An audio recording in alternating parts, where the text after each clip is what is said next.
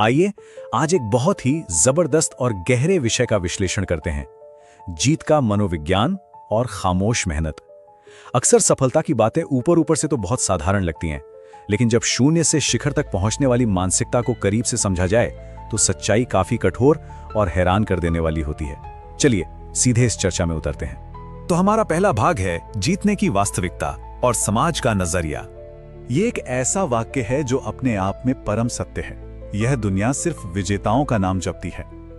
सोचने वाली बात है कि यहाँ नाम जपना सिर्फ किसी को याद रखना नहीं है, यह सचमुच एक प्रकार की पूजा है।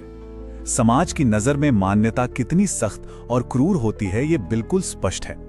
दुनिया को सिर्फ एक चीज से मतलब है, केवल परिणाम, और वो परिणाम है सिर्फ और सिर्फ जीत। विजेताओं और हारने वालों के बीच के इस फर्क को समझना बहुत जरूरी है।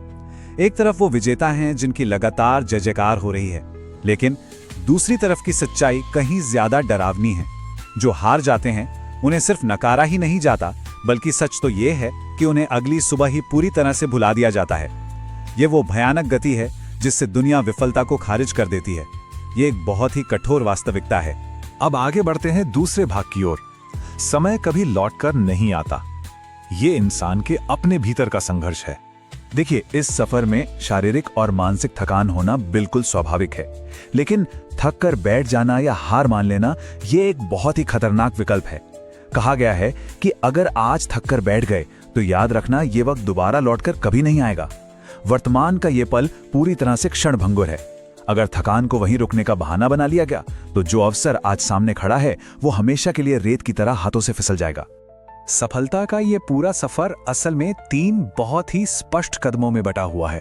पहला कदम है अतीत, यानी उस अतीत के भारी बोझ को उतार फेंकना जो लगातार पीछे खींचता है।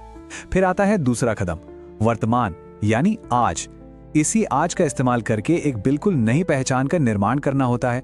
और अंत में है तीसरा कदम, यानी कल, वो भविष्य जहां इस नई पहचान और सफलता की गूंज पूरी दुनिया सुनेगी।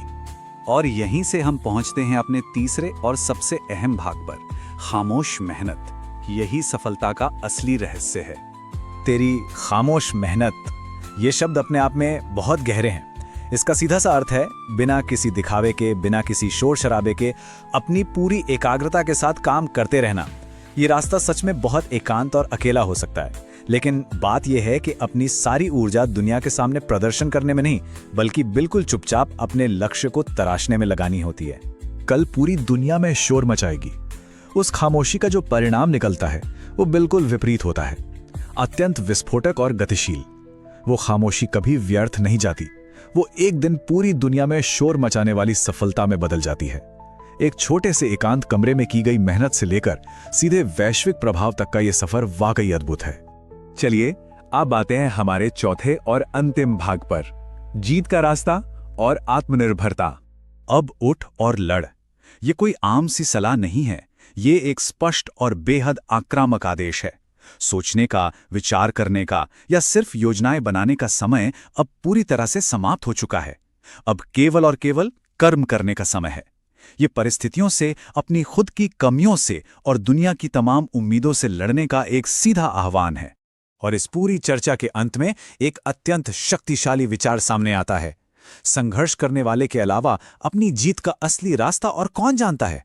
जरा गहराई से विचार करें तो जो इंसान खुद उस आग में तप रहा है, जिसने उस संघर्ष का एक एक पल जिया है, उसके अलावा उसकी मंजिल का असली रास्ता और कौन तय कर सकता है? ये सवाल मन के भीतर तक गूंजता है, क्योंकि सच्ची दिशा हमेशा और केवल हमारे भीतर से ही मिलती है।